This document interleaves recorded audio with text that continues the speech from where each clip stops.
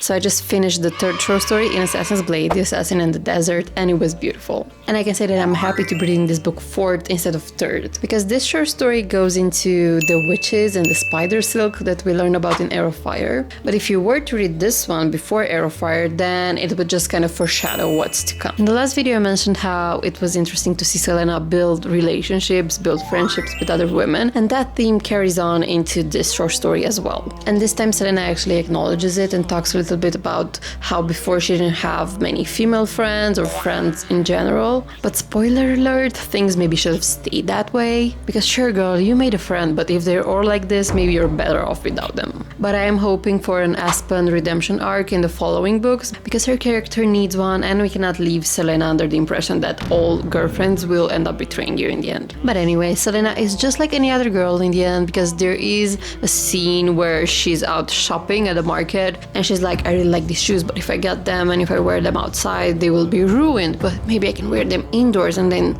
they will not get ruined. And whatever, she leaves and she doesn't buy them. She goes and like chats to some other guy, and then before she leaves the market, she goes back and buys the shoes in the end. I think in the first book or the second, I can't remember, when Dorian Gifts called the Asterian horse, Selena says that she has seen one of those horses before, and now we get to learn how. Overall, this short story is really fun to read if you already read the first couple books, because you get to learn how she did certain things. But it also brings back something that just happened in the previous short story, and about the healer girl that she just met and how she wished she could have met her again. It did take me a little bit to go through the first chapters of this story, but the last couple ones had me in a chokehold and I could not put the book down. I hope we get to see the Master of the Silent Assassins again, because my man dropped the hardest quote at the end. I will put it here on the screen. But now we're off to the fourth short story in the book, The Assassin in the Underworld. I really don't know what to expect from this one, but we are one step closer on my mission to finish both the Throne of Glass series and the Crescent City series